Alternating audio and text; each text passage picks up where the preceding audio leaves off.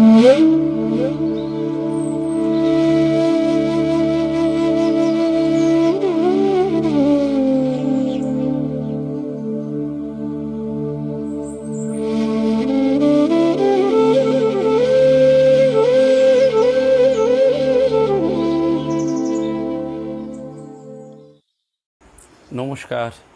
সৎকথায় প্রতিদিনের প্রার্থনার ধারাবাহিক অনুধ্যানের 473তম দিনের অনুধ্যান পর্বে আপনাদের সকলকে স্বাগত জানাই।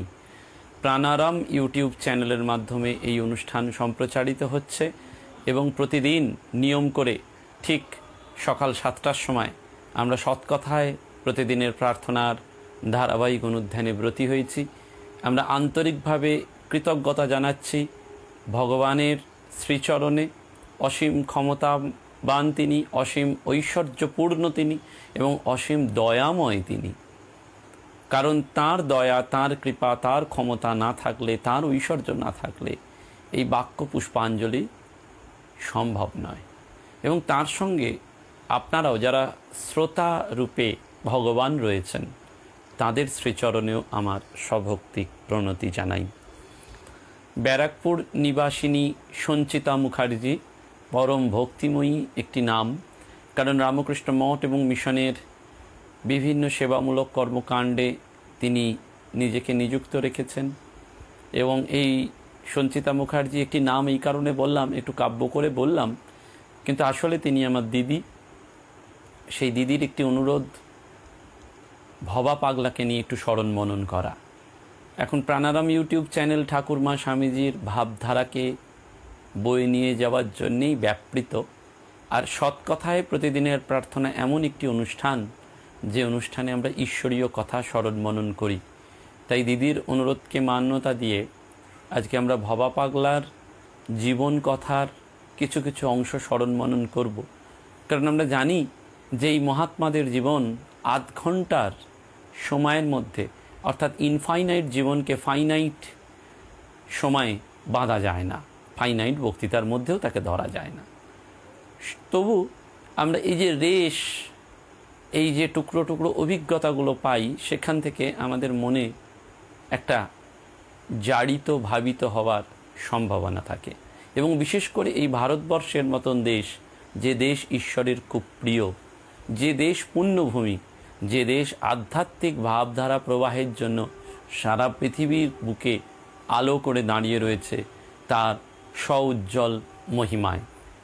দিদি বর্তমানে থাকেন নাগপুরে, কিন্তু তার আন্তরিক ভালোবাসা এবং স্নেহপ্রবণতা বারবার মুগ্ধ করে। আমাদের অনেক দাবি থাকে দিদির কাছে, সেই দিদি দাবি সব মেটান এবং বারবারই সংসার থেকে বেরিয়ে যেতে চান। আর আমি তাকে বারবার কাউন্সেলিং করে বোঝাই যে এই সমস্ত কিছুর মধ্যে ভগবানকে দেখা, সেটি ব্যক্তিগত প্রসঙ্গ। কিন্তু আজকে আমরা সেই ভবা পাগলার জীবনে কথা স্মরণ করব এবং এই স্মরণ করতে গেলেই আমাদের বারবার মনে হয় যে ভবা পাগলা এমনই একজন পাগল ঠাকুর যার জীবন আমাদেরকে বারবার অধ্যাত্ম ভাবধারার আলোকে মার্গ দেখানোর এক অন্যতম দীপশিখা। আমরা জানি এই ভারতবর্ষ পুণ্যভূমি, যে ভারতবর্ষ মহামানবের মিলন ক্ষেত্র এবং যোগী ঋষি সাধক ভক্তের চরণ স্পর্শে ধন্য এই দেশের মাটি, ধন্য এই দেশের মানুষ। এবং এই সমস্ত সাধু সন্ত ভক্তদের মধ্যে কেউ কেউ জগৎ বিখ্যাত, আবার কেউ কেউ আছেন পাদপ্রদীপের একেবারে অন্তরালে, অর্থাৎ একেবারে গুপ্ত, আমরা অনেকের কথাই জানি না। আমি এই প্রসঙ্গে শুধু বারবার উল্লেখ করি যে কখনো যদি ওই কলকাতার মধ্যেই সুখচর, গঙ্গার তীরে সুখচরকে কেন্দ্র করে আমরা পরিভ্রমণ করি, তাহলে একটা ভারতবর্ষের যেন রেপ্লিকা দেখতে পাওয়া যায় যে কত মন্দির, কত আশ্রম ওইটুকু অঞ্চলের মধ্যেই রয়েছে। সেখানে ভবা পাগলার একটি আশ্রম রয়েছে, কাঠিয়া বাবার একটি আশ্রম রয়েছে, পূজ্যপাদ ভূতেশানন্দজি মহারাজের একটি আশ্রম রয়েছে, ব্রহ্মচারী অক্ষয় চৈতন্য মহারাজের একটি আশ্রম রয়েছে। অর্থাৎ ভূতেশানন্দজি মহারাজের কৃপাধন্যা সন্তানরা পরবর্তীকালে সারদা কল্যাণ নাম নিয়ে একটি আশ্রম করেছেন। ব্রহ্মচারী অক্ষয় চৈতন্য মহারাজের আশ্রম রয়েছে, আর একটু এগোলে খড়দয় শ্যামসুন্দর জিউ মন্দির রয়েছে এবং পরম সাধিকা গোবিন্দমা তাঁর আশ্রম রাধা গোবিন্দ জিউ মন্দির রয়েছে, ভোলাগিরি আশ্রম রয়েছে। নানান ধরনের সম্মিলন দেখলে বোঝা যায় যে এই মিলন ক্ষেত্র। অনেকে হয়তো সেই পাদপ্রদীপের অন্তরালে রয়েছেন, কিন্তু তারা গুপ্ত যোগী, গুপ্ত সাধক সাধিকা, যারা ভারতবর্ষের যেন আধ্যাত্মিক শিকড়কে পুষ্ট করে রেখেছেন বা ধরে রেখেছেন। ঠিক তেমনই একজন ভক্ত সাধক শিল্পী গায়ক এবং হাজার হাজার গানের রচয়িতা, প্রচার বিমুখ, জন্মসিদ্ধ পুরুষ, পরম গুরু ভবা পাগলা। পাগলের সেরা হচ্ছেন ভবা পাগলা। তার নাম অর্থাৎ লৌকিক যে নাম সেটি ভবেন্দ্র মোহন চৌধুরী, কিন্তু আমরা বা সবাই জগতের মানুষ তাকে এই ভবা পাগলা নামেই জানেন। এবং ভবা পাগলা একটি মহানাম, একটি মহাব্রত, একটি মহাভাব। 1902 সালের 17 অক্টোবর এই মানব জগতের সঙ্গে তার হয়েছিল আত্মযোগ, আর 1984 26 ফেব্রুয়ারি তার আত্মবিয়োগ ঘটেছিল। অর্থাৎ 81 বছর 4 মাস এই স্থূল শরীরে, এই জগতে তিনি রইলেন, কাটিয়ে গেলেন, কিন্তু রেখে গেলেন আমাদের জন্য এক আধ্যাত্মিক সাধনার ঐশ্বর্য। অর্থাৎ আমরা যেন জানতে পারলাম সেই ভবা পাগলার জীবনের কথা, অন্তর্দশটা যিনি আমাদেরকে বারবার জানিয়ে দিয়েছেন তার ভাবের কথা, তার দিব্য অনুভূতির কথা, অন্তরের আবেগের কথা। এবং সেই জন্য আমরা স্মরণ করি যে এই ভবা পাগলা তিনি মানুষকে, মানুষের আধ্যাত্মিক চেতনাকে যেন ফিরিয়ে দিতে চেয়েছিলেন। বারবার তিনি তাই বলেছিলেন, ভবার গুরু বিশ্বজনা, সে কথা কেউ জানে না, যে জানে সে কথা কয় না, সে জড়িয়ে আছে পা দুখানা। অর্থাৎ ভবার গুরু বিশ্বজনা, তিনি আমাদের যেন চির আপনার জন। তার এই পাগলামির মধ্যে দিয়েই পাগল ঠাকুর তাকে বলা হতো। এই পাগল ঠাকুরের অসম্ভব গান রচনার মধ্যে দিয়ে তিনি যেন আমাদেরকে আশীর্বাদ করেছেন এবং আমাদেরকে পরম সস্নেহে আলিঙ্গন করেছেন। ঢাকা জেলার আমতা গ্রাম, বাংলা 1309 সালের আশ্বিন মাসে কোজাগরী পূর্ণিমার রাত্রে গজেন্দ্র মোহন চৌধুরীর পত্নী শ্রীমতী গয়া সুন্দরী দেবী যমজ সন্তান প্রসব করেন। 5 মিনিটের ছোট বড়, ছোট এবং বড়, সেটা কে না বড় দেবেন এবং ভবেন। চৌধুরী বংশ ছিলেন বৈষ্ণব ভাবাপন্ন, কিন্তু বাল্যকাল থেকে এই ভবেন মাতৃ হৃদয়ে বা মাতৃভাবে তন্ময় ছিলেন।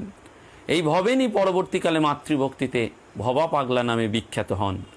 6-7 বছর বয়স থেকে তিনি কালী পুজোয় দারুণ আগ্রহ প্রকাশ করেন এবং প্রায় নিজের হাতে কালী মূর্তি গড়ে পুজো করতেন। পুজোর দর্শক কারা ছিল না ভবার এই খুদে বন্ধুরা।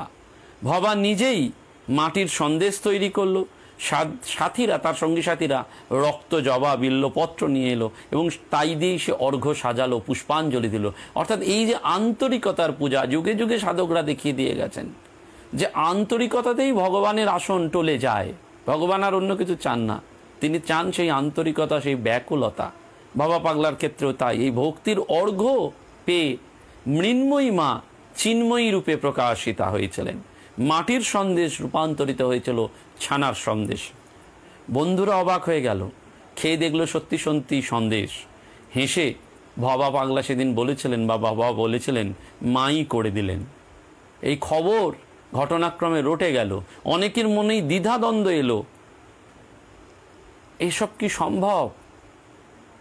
দিনের পর দিন আবার সেই গাছ তলায় মাতৃপূজা হলো। পুজোর পর ভবা পাগলা সকলকে প্রসাদ দিয়ে বিস্মিত করে দিলেন। তার বাবা মাও হয়ে গেলেন একেবারে বিস্মিত। নির্বাক স্থানুর মতন দাঁড়িয়ে তারা প্রত্যক্ষ করলো ভবার ভবানীকে, আর দেখলো শিশু ভবেনের অপার্থিব রূপ। লেখাপড়ায় ভবার মন শুধুই গান বাঁধে আর গায়, বাজায় বাঁশের বাঁশি, বনে বনে ঘুরে বেড়ায় এবং সুরেলা ছন্দেশে বলে, তুমি আনন্দ মূরতিময়ী শ্যামা, আমি আনন্দে সদা থাকি যেন। সেজন্য সেই সময় সমরেন্দ্র নারায়ণ বাগজি, যিনি কলকাতা হাইকোর্টের বিচারপতি ছিলেন, তিনি লিখেছিলেন যে অধুনাকালে দেখলাম দিব্য উন্মাদ ভবা পাগলা ঠাকুরকে। ব্রহ্মার কমণ্ডল নিঃসৃত ত্রিপথগা ভাবধারার নির্ঝর ভবা পাগলা ঠাকুরের মুখ থেকে উৎসারিত হয়ে মনে আরাম, প্রাণে শান্তি এবং আত্মায় আনন্দের সৃষ্টি করেছেন। হরিহর বাবা নামে একজন নাগা সন্ন্যাসী ছিলেন, তিনিও এই ভবা পাগলার, তার কাছে কেউ কেউ ভবা পাগলার কথা উল্লেখ করলে তিনি কৃতাঞ্জলি হয়ে বলেছিলেন, ভবা পাগলা হ্যাঁ, তিনি তো গান করেন, গান শোনেন, আনন্দ লোকবাসী, তিনি অনেকের উপরে। আমরা তো যোগী আছি, আমরা তাকে ধরতে পারি না, তিনি বহুত উপরে।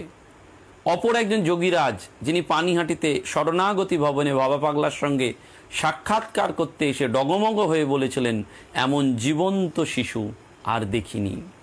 অর্থাৎ এই ভবা পাগলা যিনি লিখেছেন, মন কেন তুই ভাবিস মিছে, অর্থাৎ এই যেন সাধকের কথা এবং সাধকের শেষ কথা।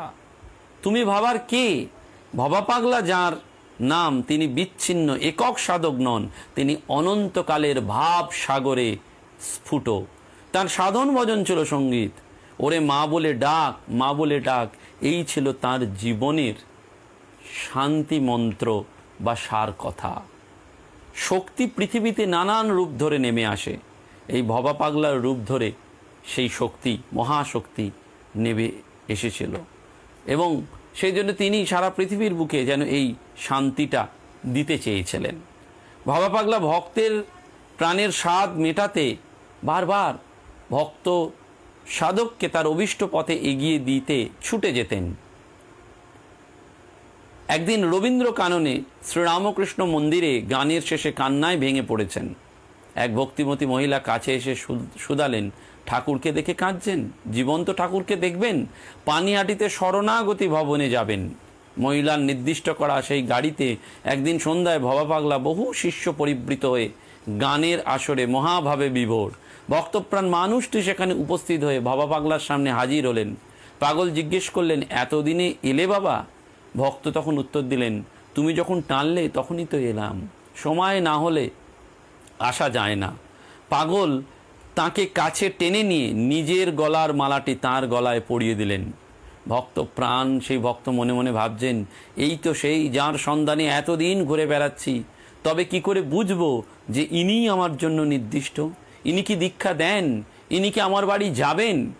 এই কথা ভাবতে ভাবতেই ভবা পাগলা বললেন, বাবা আমাকে তোমাদের বাড়িতে নেবে? আমি যাব।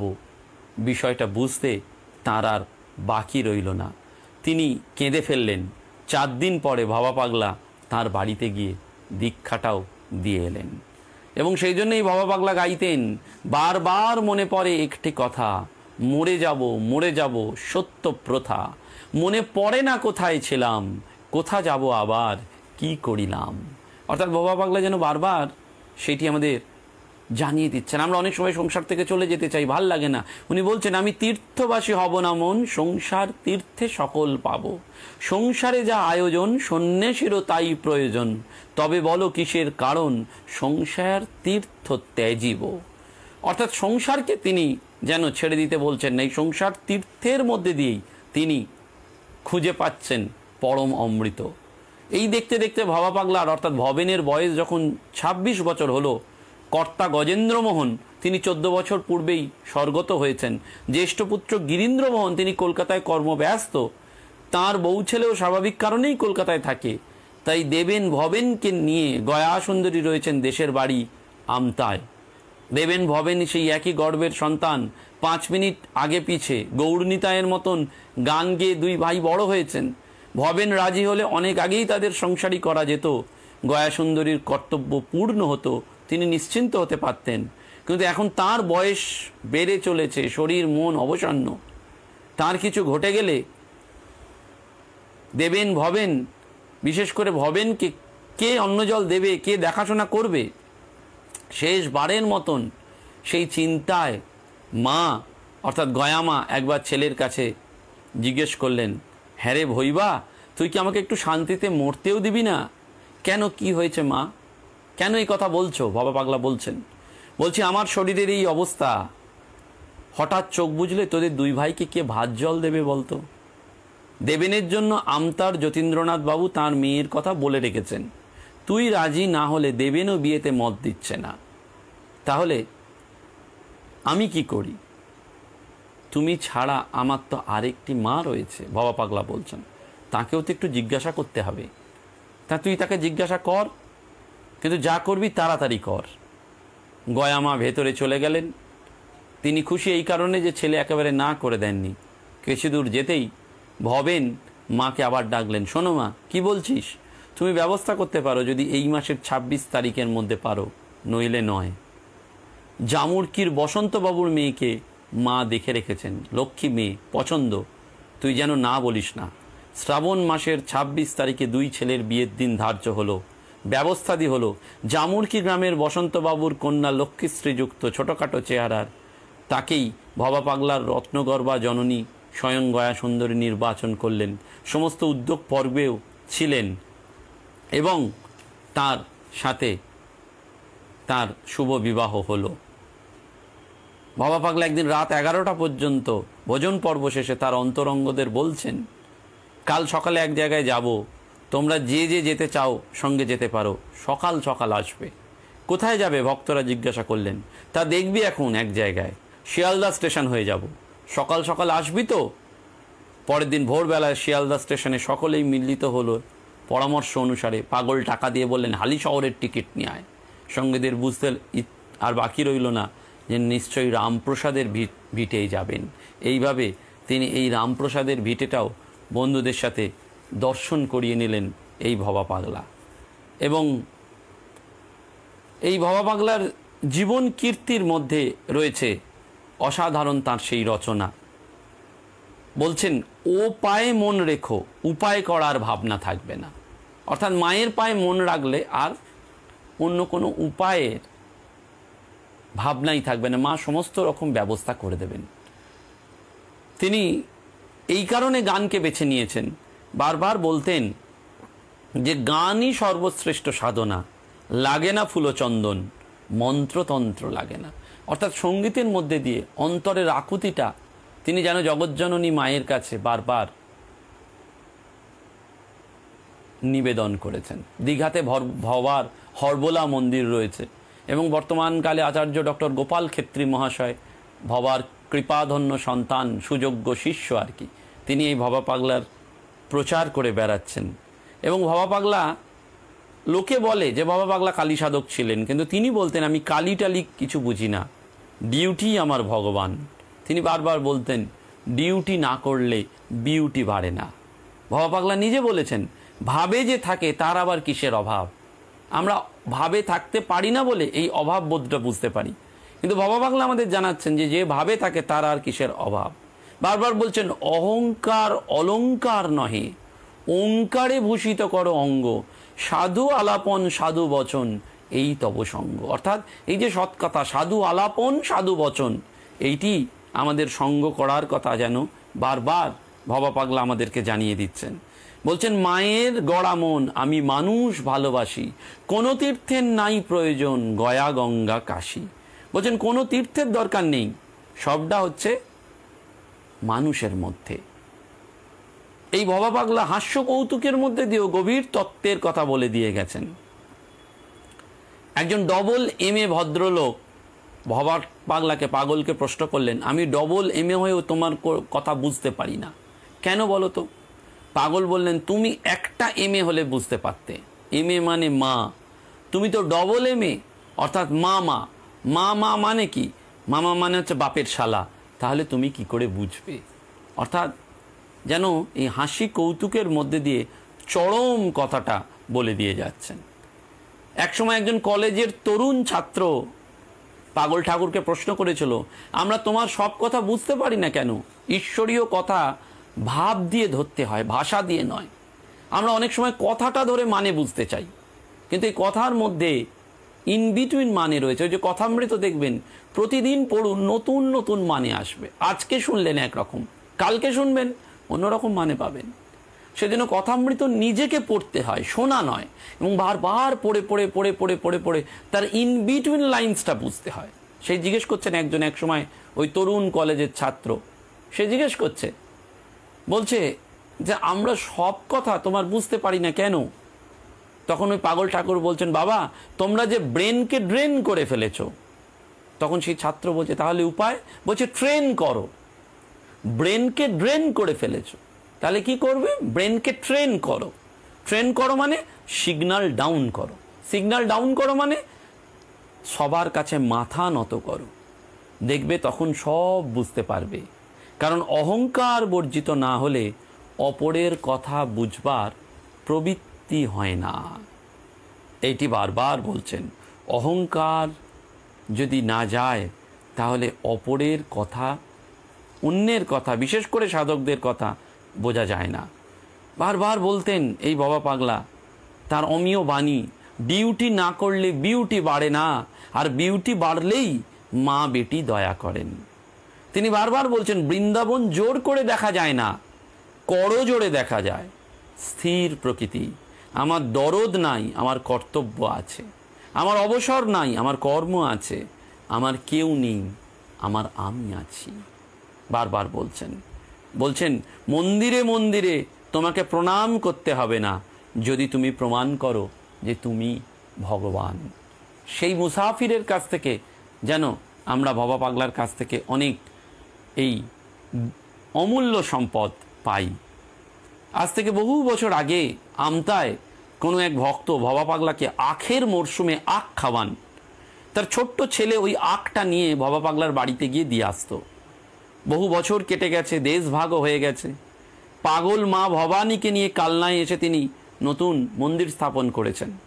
সেই ছোট্ট ছেলে আর ছোট্ট নেই, কিন্তু আখের মরশুমে তার হঠাৎ মনে হলো যে পাগল ঠাকুরকে আখ খাওয়াবে। ওপারে মানে ভারতে আসতে তার চাই সরকারি অনুমোদিত পাসপোর্ট এবং ভিসা। তার কিচ্ছু নেই, কারণ তার জন্য অর্থের প্রয়োজন। নিজের অতি শখের সাইকেলটা অতি অল্প দামে বিক্রি করে সে আখ নিয়ে চলল পূর্ব পাকিস্তান এবং ভারত সীমান্তে। তখন পূর্ব পাকিস্তান সীমান্ত রক্ষীদের হাতে হেনস্থা হতে হলো।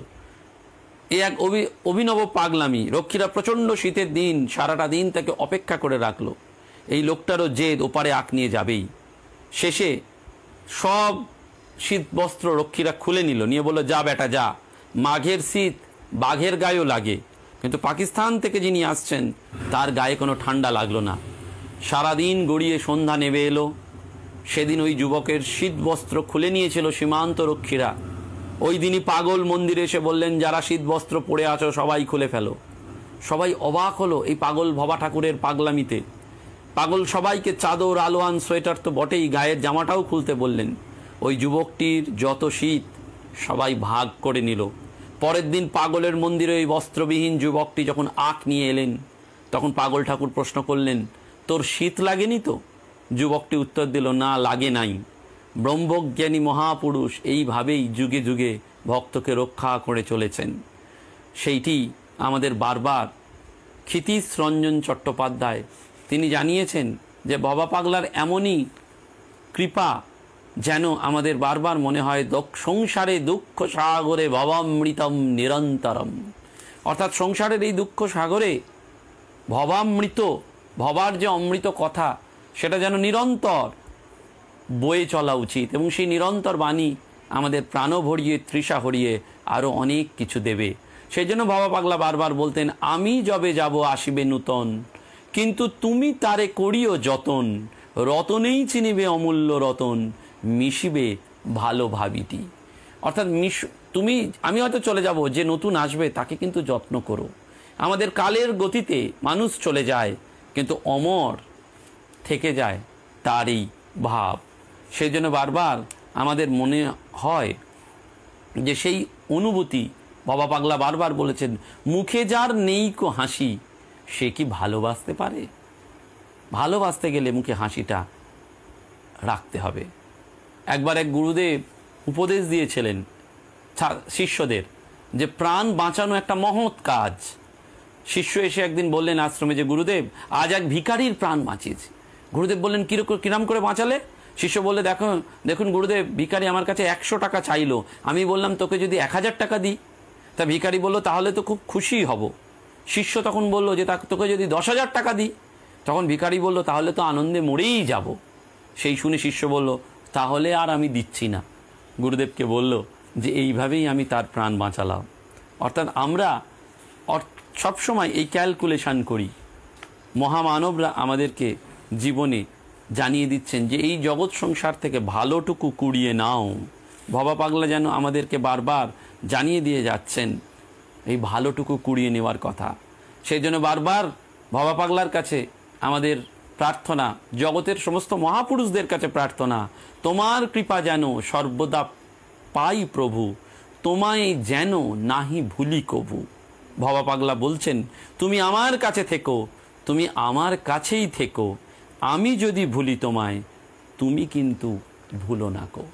আমরা অনেককে ভুলে গেছি, কিন্তু আমাদের এই মহাত্মাদের, এই মহাপুরুষদের যেন আমরা ভুলে না যাই। সত্যকে তারা প্রত্যক্ষ করেছেন, সত্যকে তারা অনুভব করেছেন, সত্যের মধ্যে দিয়ে তারা আমাদেরকে সেই আনন্দ লোকে পৌঁছে দিয়ে গেছেন। তার অনেক সন্ন্যাসী, ভবা পাগলার সন্ন্যাসী সন্তান বলতে এই ধরনের সন্তান যারা রয়েছেন তারা ঠিক গৃহস্থ সন্ন্যাসী, অর্থাৎ মনে তারা সংসার বিরক্ত বা বিবিক্ত, কিন্তু তারা অন্তরে এই ভবা পাগলার ভাব সাধনায় ব্রতী হয়ে আছেন। বহু সন্ন্যাসী সাধকদের লীলাক্ষেত্রই ভারতবর্ষ, সেই ভারতবর্ষ যেখানে ভবা পাগলার বিয়োগ ঘটেছিল 1984 সালের 26শে ফেব্রুয়ারি, 81 বছর 4 মাস। কিন্তু তিনি আমাদের রেখে দিয়ে গেছেন ভক্তি, ভালোবাসা, প্রেম, সেবার অনবদ্য আশীর্বাদ। এবং তার এই যে সৃষ্টি, তার যে কৃষ্টি, সেটা আমাদের সংস্কৃতিকে যেন বারবার উজ্জীবিত করে। সেজন্য ভবা পাগলা বারবার তার গানের মধ্যে দিয়ে বলছেন, মরণ কারোর কথা শোনে না, যখন তখন যেথায় সেথায় দিতে পারে সদাই হানা, জাল পেতে ওই মরণ ছলে, মহামায়া নেয় যে কোলে, কথায় কথায় মানুষ বলে আমার বলতে কেউ রইল না। সত্যি আমার বলতে কেউ থাকে না, কিন্তু কে থাকে? ভবা পাগলা বলছেন, মরবো বলে মনে রেখো, বেশি দিন বাঁচবে দেখো, কথার মতো কথা শেখো, মরণের দিন যাবে জানা, নিজের হাতে বাঁচন মরণ, ভবা পাগলার সত্য বচন, তাঁরে বলে রাখলে স্মরণ, অকালে মরণ হতো না। অর্থাৎ তাঁর চরণে আমরা যদি স্মরণ নিই, তাহলেই আমাদের জীবন মুক্তি, আমাদের এই ঈশ্বর লীলার নানান রূপের আস্বাদন, সেইটি আমাদের সৎকথার অনুষঙ্গে এই ভবা পাগলার জীবন নাট্যে নিবেদিত হলো। নমস্কার, ধন্যবাদ।